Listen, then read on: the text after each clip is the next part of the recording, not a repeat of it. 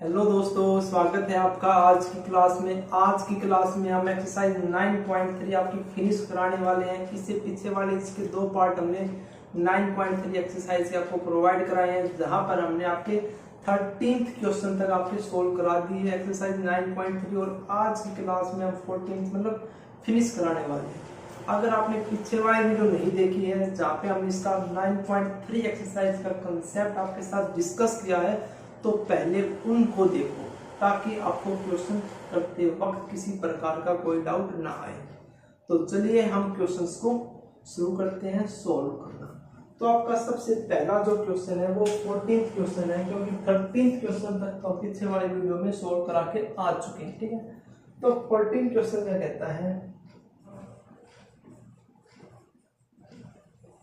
Perpendicular from the origin to the line y is equal to mx plus c meet at point -1, 2.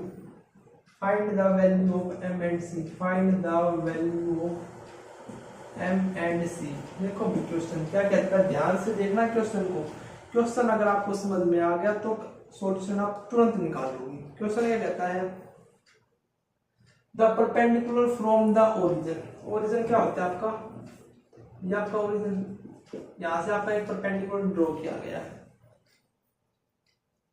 To the line y is equal to mx plus c। मतलब अगर ये आपकी कोई लाइन है y is equal to mx plus में c, इस लाइन के ऊपर परपेंडिकुलर ड्रॉ किया गया आपका। ठीक है, तो यहां से आप ड्रॉ करो, परपेंडिकुलर ड्रॉ कर दिया इस लाइन के ऊपर। क्या कहता है, मीट एट पॉइंट -1, 2। तो जो आपका ये पॉइंट आता है जहां पे ये लाइन से मीट करता है वो पॉइंट है -1, 2। तो find the value of m and c, यानी स्लोप निकालो और c निकालो, इंटरसेप्ट निकालो। तो कैसे निकलेगा, कंडीशन आपके सामने रख दी। परपेंडिकुलर आते ही तो आपके दिमाग में क्या देना चाहिए, परपेंडिकुलर लाइन की कंडीशन। ये दोनों लाइन परपेंडिकुलर होगी ना, परपेंडिकुलर ड्रॉ किया तो मैंने यहां से, तो परपेंडिकुलर की कंडीशन m1 × m2 = -1। तो देखो एक लाइन आपकी ये है, एक लाइन ये है। इस लाइन का स्लोप अगर मैं m1 है मानूं, तो इस लाइन का स्लोप अब तो आपका m के इक्वल होगा। और इस लाइन जो आपकी सेकंड लाइन है, तो इस लाइन का स्लोप m2। तो m2 कैसे निकलेगा, देखो दो पॉइंट आगे 0, 0 -1, 2। तो y2 - y1 divide by x2 - x1, तो -2 आ गया।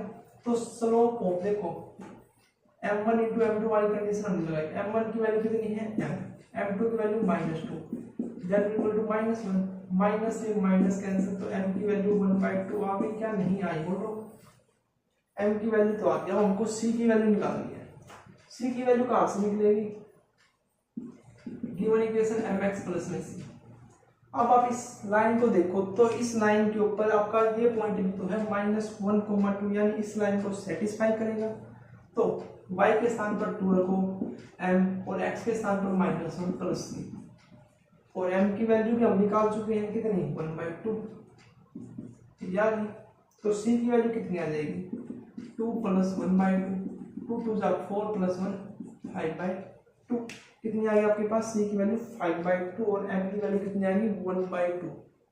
तो ये आपको इस क्वेश्चन में निकालनी थी। बताओ कोई प्रॉब्लम हो तो बस आपको एक बार ऐसा रफ ड्रा कर लिया करो कि क्वेश्चन में हमारे पास क्या गिवन है, क्या कंडीशन बन रही है। फिर आपको आसानी से क्वेश्चन सोल्व करने में थोड़ा मदद मिलेगी। क्वेश्चन को सोल्व करते वक्त आपको कोई प्रॉब्लम नहीं आएगी। ठीक है, तो चलिए नेक्स्ट क्वेश्चन देखते हैं। 15 क्वेश्चन क्या कहता है भाई, if P and Q are the length of perpendicular from the origin,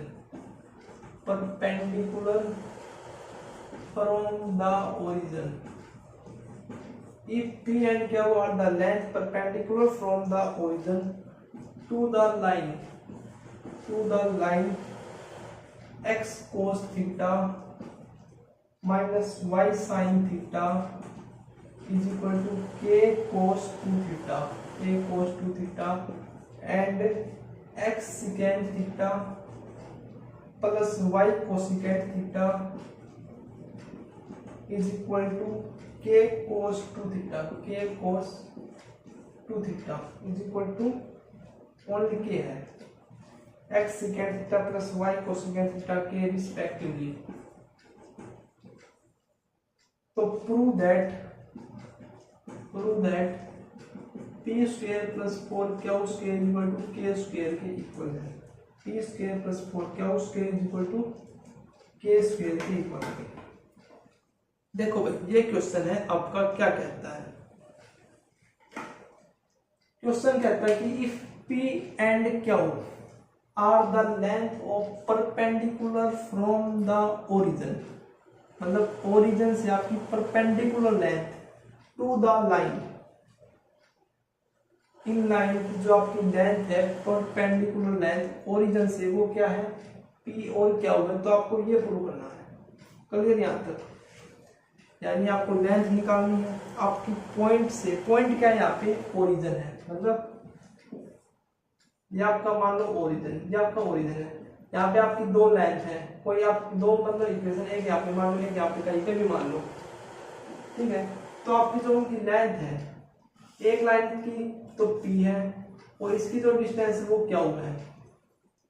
तो आपको शो करना है कि P square plus 4 Q square equal to के स्क्वायर के इक्वल होगी, क्लियर। तो यहाँ से आपको पी निकालना पड़ेगा, क्या निकालना पड़ेगा और इस इक्वेशन में आप पुट कर दोगे तो जो रिजल्ट आएगा वो आपका के स्क्वायर के इक्वल आएगा। देखो कैसे, सबसे पहले आपको फॉर्मूला याद होना चाहिए कि परपेंडिकुलर डिस्टेंस का एक पॉइंट से लाइन तक का क्या फॉर्मूला था, d is equal to A X one plus B Y one plus C divide by A square plus B square, ये फॉर्मूला था। यहाँ पे आपके अब देखो इस इक्वेशन को देखो, सबसे पहले फर्स्ट वाली को ले लेते हैं। तो यहाँ पे आपकी ए की वैल्यू कितनी है कोस थीटा, बी की वैल्यू कितनी है माइनस साइन थीटा और सी की वैल्यू कितनी है यहाँ पे माइनस के कोस 2 थीटा इक्वल टू 0 को लिखो माइनस का के कोस 2 थीटा और x1 y1 क्या है आपके दोनों 0 है क्योंकि पॉइंट आपको कहां से ड्रा किया है ओरिजिन से, क्लियर। अच्छा अब यहाँ पे पुट करते चलो, जो आपकी डिस्टेंस है वो कितनी है पहली लाइन की ओरिजिन से डिस्टेंस कितनी है p है, तो हमने p रख दिया। तो a इंटू में x1 cos थीटा इंटू में 0 माइनस साइन थीटा इंटू में 0 तो आपके पास क्या बचेगा केवल माइनस का के cos 2 theta divide by a square plus b square. a square आपका cos स्क्वायर थीटा है, b स्क्वायर आपका sin स्क्वायर थीटा है, तो sin square theta plus cos square theta आपका 1 आता है, यानी आपका नीचे केवल 1 आ जाएगा। तो p की वैल्यू तो आपकी आ गई है। अब आपको क्या है डिस्टेंस है सेकंड लाइन की, कहां से किस पॉइंट से ओरिजिन से है, तो वहां पे भी आपके देखो x1 y1 0 होगा और यहाँ पे देखो a कितना है सेकेंड थीटा है, b क्या है कोसेकेंड थीटा है और c कितना है आपका माइनस के है। यही है आपकी सेकंड जो इक्वेशन है। इस इक्वेशन में a b और c की वैल्यू ये है और x1 y1 ये है। तो यहाँ पे आपको निकालो डिस्टेंस, तो a x1 तो सेकेंड थीटा इंटू में 0 कोसेकेंड थीटा इंटू में 0 प्लस में c, तो यहाँ पे आपको क्या आएगा केवल माइनस करके रह जाएगा divide by A square plus B square, A square plus B का whole square secant square theta plus cosecant square theta, याद रहेगा। अब देखो ध्यान से ये आपका क्या हो जाएगा ना, और secant square theta plus cosecant square theta को क्या लिख सकते हो आप 1/cos square theta plus 1/sin square theta लिख सकते हो, के डिवाइड बाय अंडर का एलसीएम लोगे तो ऊपर sin square theta plus cos square theta नीचे sin square theta cos square theta आ जाएगा।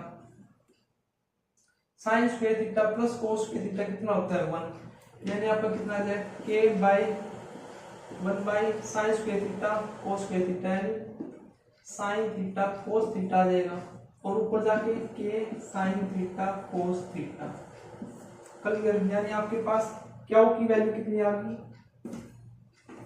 क्या की वैल्यू कितनी आ गई k sin theta cos theta, क्या आ गई k sin theta cos theta.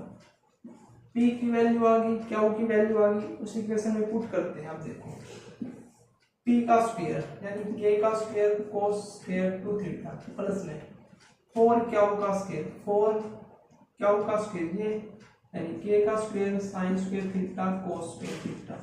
ठीक है, हमने लेफ्ट हैंड साइड ले ली सबसे पहले।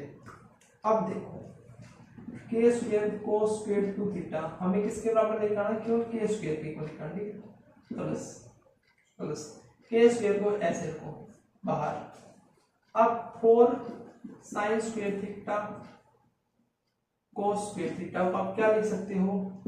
K square cos square 2 theta plus में K square 2 sin theta cos theta का स्क्वायर लिख सकते हैं हम ऐसा, क्योंकि ये इसका स्क्वायर हो तो 4 sin square theta cos square theta. अब ट्रिग्नोमेट्री याद करो, ट्रिग्नोमेट्री का फॉर्मूला याद करो। 2 sin थीटा cos थीटा किसका फॉर्मूला हुआ करता था? sin थीटा का, sin 2 थीटा का फॉर्मूला क्या हुआ करता था आपका? 2 sin थीटा cos थीटा, यही हुआ करता था। तो इसे पुट कर दो तो k स्क्वायर को माना जाएगा cos स्क्वायर 2 थीटा प्लस में यहाँ पे क्या आ जाएगा आपका sin 2 थीटा और स्क्वायर है तो sin स्क्वायर 2 थीटा। तो देखो अब cos square 2 theta plus sin square 2 theta आपका किसके बराबर होता है? 1 के बराबर होता है। तो k स्क्वायर इंटू में 1 that equal to k square which is your right hand side. बताओ कोई प्रॉब्लम हो तो इस क्वेश्चन में? जो चीज हमसे मांगी गई है वो हमने इसमें प्रोवाइड करा दी है। जैसे हमसे p की वैल्यू पूछी थी, p की वैल्यू हमने निकाल ली है, q की वैल्यू हमने निकाल ली है और स्क्वायर कर दिया, दोनों का सोल्व कर दिया, आंसर आपके सामने आ गया। तो क्वेश्चन को ध्यान से देखना है कि क्वेश्चन में क्या पूछा हुआ। क्वेश्चन को देख के डरना नहीं है।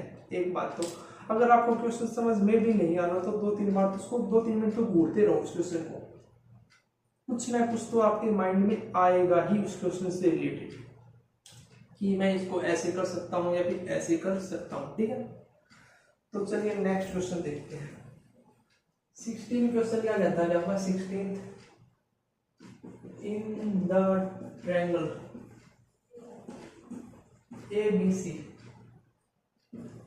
with vertex A 2,3 B 4, -1 and C 1,2 find the equation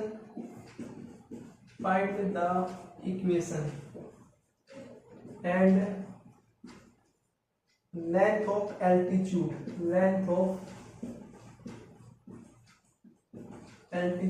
from vertex A। Solution देखो ये क्वेश्चन है आपका क्या? In the triangle ABC vertex ABC आपकी ये है। Find the equation and length of altitude through vertex A। तो सबसे पहले आपको पता होना चाहिए एल्टीट्यूड होता क्या है। देखो अगर ये आपकी कोई ट्रायंगल है ABC और इसके पॉइंट क्या गिवन आपके पास 2,3 4, -1 एंड C 1,2। तो A से एल्टीट्यूड ड्रा करो। एल्टीट्यूड क्या होता है कि अपोजिट साइड के ऊपर एक परपेंडिकुलर ड्रा करो। तो A से आपने परपेंडिकुलर ड्रा किया, अपोजिट साइड BC है तो इसका एल्टीट्यूड ये हो गया, सीधी लाइन खींचो भाई, ये हो गया एल्टीट्यूड परपेंडिकुलर।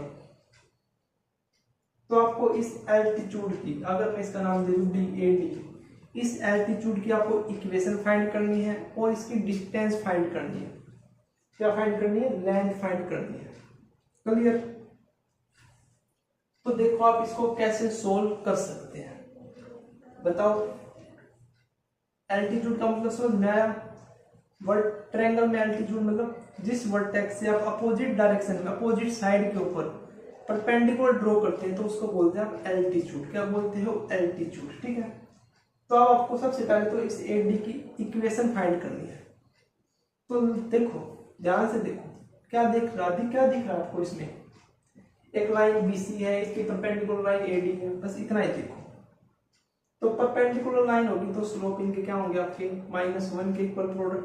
हर क्वेश्चन में वही यूज हो रहा है, बस आपको समझ में आना चाहिए कि क्वेश्चन में क्या कंडीशन गिवन है। हर क्वेश्चन में वही हो रहा है, पीछे जितने क्वेश्चन कर गए में वही हो रहा है ना।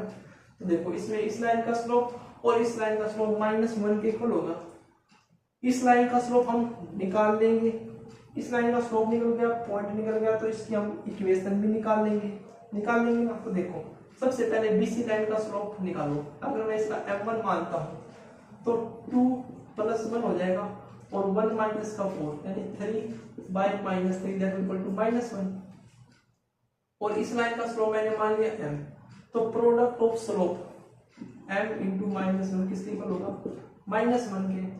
और यहाँ पर m1 का कितना है, -1 है पहले से ही, तो इससे ये कैंसिल, m की वैल्यू कितनी आ गई आपकी 1, यानी इस लाइन का स्लोप कितना आ गया 1। अब आपके पास देखो इस लाइन का स्लोप है 1 और यानी m की वैल्यू है 1 और पॉइंट है 2,3। तो उस लाइन की इक्वेशन क्या होगी, कितने क्वेश्चन हमने कर लिए हैं अभी, तो आपको याद हो जाना चाहिए। तो स्लोप 0.4 लगेगी क्योंकि स्लोप है और पॉइंट है, तो y माइनस का y1 = m, x माइनस का x1, y माइनस का y1 स्लोप 1, x माइनस का x1 कितना हुआ आपका 2, तो y माइनस का 3, x माइनस का 2, तो x माइनस का y + 1 = 0। ये क्या आ गया आपकी उस एल्टीट्यूड की इक्वेशन निकल के आ गई है हमारे पास ये, ठीक है। अब आपसे क्या पूछा है कि इसकी लेंथ भी निकालो। लेंथ निकालने को कैसे, अब ए पॉइंट से इसकी लेंथ निकालनी है, मतलब इस एल्टीट्यूड की आपको ये लेंथ निकालनी है। लेंथ का मतलब देखो ये आपकी परपेंडिकुलर डिस्टेंस होगी BC लाइन से, तो परपेंडिकुलर डिस्टेंस का क्या फार्मूला होता था, देखो क्या फार्मूला होता था आपका, D = ax1 + by1 + c / a का स्क्वायर + b का स्क्वायर, ये फार्मूला होता था। बाकी इक्वेशन कौन सी होगी, सबसे पहले तो आपको ये याद रखना कि यार ये इक्वेशन का यूज करोगे या इस इक्वेशन का यूज करोगे। बच्चे इसमें कंफ्यूज हो जाते हैं कि आपके एल्टीट्यूड पूछा तो आप एल्टीट्यूड इक्वेशन का निकाल के बता देते हो, उत्तर आपका गलत हो जाता है। आपको ये इक्वेशन का नहीं, आपको ये इक्वेशन निकालनी पड़ेगी पहले, क्योंकि इस लेंथ से, इस इक्वेशन से जो आपकी परपेंडिकुलर डिस्टेंस है ए पॉइंट तक, उसी का फार्मूला हमको ये पता है ना। तो इसकी इक्वेशन कैसे निकलेगी, इसकी इक्वेशन कैसे निकलेगी, 2 पॉइंट है तो 2 पॉइंट फॉर्म का यूज करके आप इसकी इक्वेशन निकाल सकते हैं। चलो इसकी इक्वेशन निकालते हैं सबसे पहले हम। तो देखो y माइनस का y1 = y2 माइनस का y1 डिवाइड बाई इसका स्लोप कितना आया था, कितना स्लोप आया था, -1 आया था ना, इनटू में x माइनस का x1। इस लाइन की इक्वेशन ये हो गई, तो इसको सोल्व करो, y + 1 = -x + 4, तो x + y माइनस का 3 = 0। इस लाइन की इक्वेशन ये आ गई। पॉइंट है आपके पास 2,3, यानी a की वैल्यू 1 है, b की वैल्यू 1 है, c की वैल्यू -3 है, x1 की वैल्यू 2 है और y1 की वैल्यू 3 है। ये सारी वैल्यू आप उसमें पुट करते हैं। तो देखो 1 × 2 प्लस 1 × 3 और माइनस का 3 डिवाइड बाई a का स्क्वायर कितना है, 1 + 1 का स्क्वायर, तो 1 × 2 2, यहाँ पे आपका 2 + 3 -3 डिवाइड बाई √2 हो जाएगा। 3 से 3 कैंसिल, 2/√2 और 2/√2 कितना होता है आपका √2। ये क्या आ गई आपकी लेंथ आ गई एल्टीट्यूड की, ठीक है। तो आपको इस प्रकार से इसको सोल्व करना पड़ेगा, ना कि आपको इस इक्वेशन का यूज करते हुए लेंथ निकालनी है। आपको BC इक्वेशन का यूज करते हुए उस एल्टीट्यूड की लेंथ निकालनी है, क्योंकि हमने जब आपका डिस्टेंस निकालने सिखाया था एक पॉइंट से लाइन तक की, तो वो हमने ऐसे ही सिखाया था, परपेंडिकुलर लेंथ, है ना। तो आपको ध्यान से देखना है कि क्या क्या क्वेश्चन में गिवन है, किस प्रकार से क्वेश्चन सोल्व होगा, ठीक है। समझ में आ गया होगा क्वेश्चन, या ऊपर से गया इंपॉर्टेंट क्वेश्चन है एग्जाम पॉइंट ऑफ व्यू से। ये भी दोबारा से देख लो एक बार क्या कहता है। In the triangle ABC whose vertex ABC ये है, find the equation and length of altitude, मतलब इसकी इक्वेशन निकालनी है और लेंथ निकालनी है। इक्वेशन तो कैसे निकलेगी, ये एक लाइन है, ये एक लाइन है, दोनों लाइन परपेंडिकुलर हो गई, परपेंडिकुलर होगी तो इस लाइन का स्लोप और इस लाइन का स्लोप का प्रोडक्ट -1 के इक्वल होगा, तब हमने वो किया तो आपका m की वैल्यू निकल के आ गई, मतलब इस लाइन का स्लोप आ गया। स्लोप आ गया तो आपका 0.2,3 है, स्लोप आ गया, पॉइंट आ गया, स्लोप पॉइंट फॉर्म हमने लगा दी। अब आप पूछोगे सर जी आपने ए से क्यों किया है, ए से एल्टीट्यूड को ड्रा किया, क्योंकि आपसे बताया गया कि ए से ही आपको एल्टीट्यूड ड्रॉ करना है, ठीक है।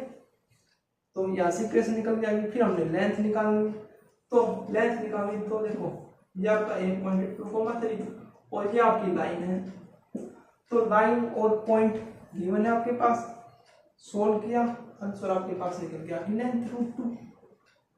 क्लियर। चलिए नेक्स्ट क्वेश्चन जो आपका लास्ट क्वेश्चन है, देखो ध्यान से। 17 क्वेश्चन क्या कहता है भाई, if P is the length of perpendicular from the origin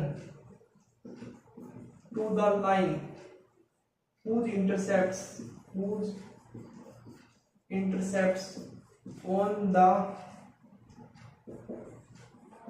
axes are A and B, then show that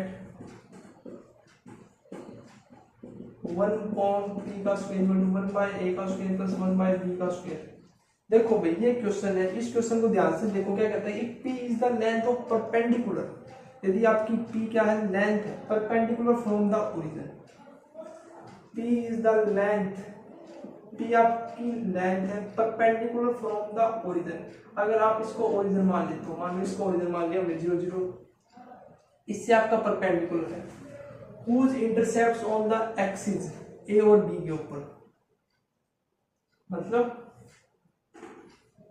ये आपका ओरिजिन होता है, ओरिजिन से आपकी परपेंडिकुलर लेंथ निकालें, लेकिन वो परपेंडिकुलर लेंथ वाली लाइन होगी कौन सी, whose intercepts on the axis, axis मतलब x एक्सिस और y एक्सिस के ऊपर जो आपका इंटरसेप्ट है वो आपका A और B है रिस्पेक्टिवली, यानी आपका ये A है और ये B, मतलब ये डिस्टेंस आपकी A है, ये आपकी B है, तो ये A, 0 पॉइंट होगा और ये 0, B होगा।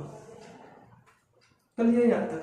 अब इस क्वेश्चन को आप कैसे सोल्व कर सकते हैं, या तो आप इस लाइन की इक्वेशन निकालो 2 पॉइंट फॉर्म से, लेकिन हमें जब आपके पास दो इंटरसेप्ट गिवन हो तो आपके पास इंटरसेप्ट फॉर्म होती है ना, एक इंटरसेप्ट फॉर्म जिसकी इक्वेशन क्या होती है आपकी x by A plus Y by B equal to 1, यही होती है ना। ए आपका x इंटरसेप्ट होता है, b आपका y इंटरसेप्ट होता है। अगर आपको ये फॉर्म याद नहीं है तो आप 2 पॉइंट फॉर्म का यूज करके भी आप लेंथ निकाल सकते हो। चलो हम 2 पॉइंट फॉर्म का यूज करके इसकी इक्वेशन निकालते हैं। तो देखो y माइनस का y1 0, इसको हम x1 y1 लिखते हैं और इसको x2 y2, तो इसका स्लोप कितना आएगा, b माइनस का 0 डिवाइड बाय 0 माइनस का a इंटू x माइनस का x1, तो y is equal to b upon minus का a और x माइनस का a, ठीक है। अब देखो माइनस का A Y equal to B X plus में माइनस का ए बी, ये आ गया आपके पास। तो देखो बी एक्स, इसको आप इस साइड लेके आओ, A Y equal to A B. अब इसको आप जैसे डिवाइड करोगे ए बी से तो आपके पास X by A plus Y by B equal to 1 आता है, जो आपकी इंटरसेप्ट फॉर्म थी। लेकिन हमें डिवाइड नहीं करना है क्योंकि हमारी जो जनरल लाइन होती है वो A X plus B Y plus C equal to 0 इस फॉर्म में होती है। तो अब यहाँ से देखो ए की वैल्यू कितनी आ गई, बी की वैल्यू कितनी आ गई, ए, और सी की माइनस ए बी, और x1 और y1 कितने हैं 0 0, क्योंकि आपकी ओरिजिन से लेनी है, वो पॉइंट क्या आपका ओरिजिन से जहां से आपको लेंथ लेनी है, ठीक है। तो देखो अब लेंथ का फॉर्मूला क्या होता है, डिस्टेंस का फॉर्मूला क्या होता है, A x1 plus B y1 plus C divide by A का स्क्वायर प्लस बी का स्क्वायर होता है। आपके पास जो ये d है ये क्या गिवन है, p गिवन है।